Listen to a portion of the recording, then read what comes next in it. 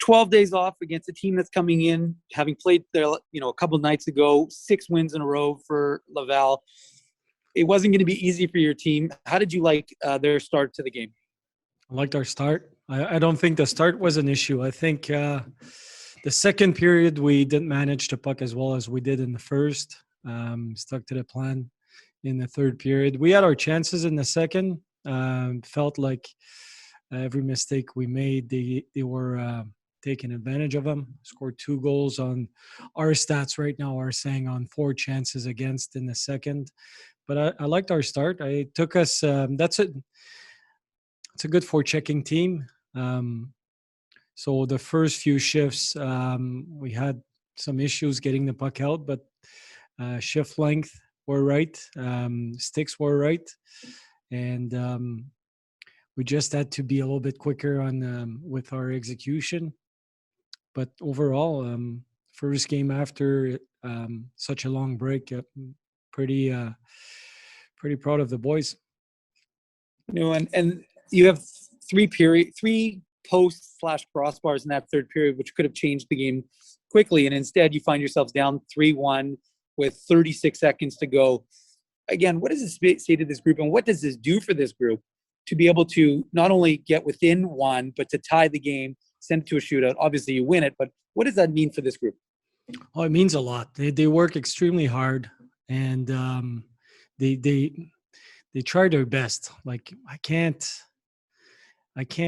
tell you that one practice or one drill or one game that we didn't work hard. And when you work and work and work, at some point you get the bounces. And you're right. We had a few chances to tie the game up in the third period, and we created those chances out of work, and we finally got rewarded. And you never know when you will get rewarded. What we did at the end, and they just stuck with it. And those guys are, again, I'm repeating myself, but they're fun to work with. They just push themselves and they push each other. The bench is right. They were positive the whole time on the bench.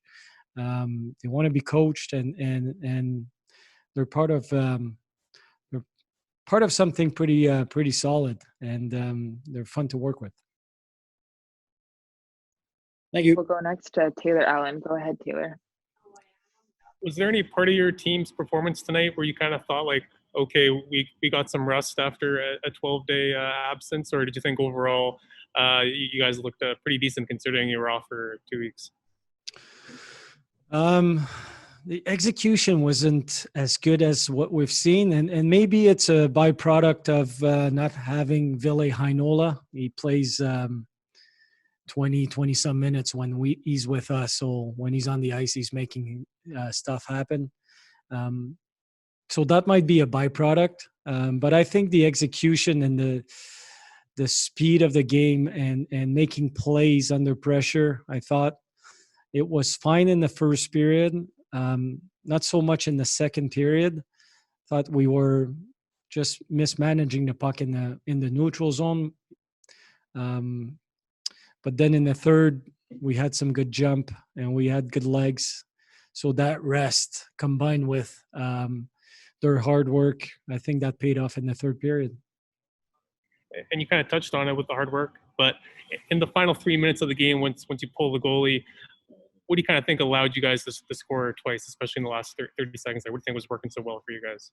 You know what? We preach that we need to stay in the moment, and they've earned the right to believe in themselves. And because I've seen them come back more than once, and I see them practicing every day, and I see how they work. And so, I know it's a cliche, but it's not over till it's over. But with those guys, I truly believe it. They're going to try until the last second.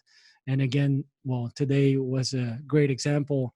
They never give up. They just keep working and keep working. It's not always perfect, obviously.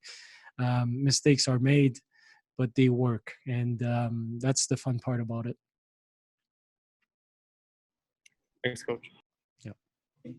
We'll finish off with Dave Minuk. Go ahead, Dave. Thanks, and Coach, you just said something interesting. He said they'll go to the last second, and David Gustafson had said he had never had a buzzer beater in his career before, but he seems to be doing so many of the right things for you, especially defensively. So when you see a guy like that who's never accomplished something like that in his not long career, but in his career, what will that do for him as a guy in terms of confidence as he tries to get to that next level?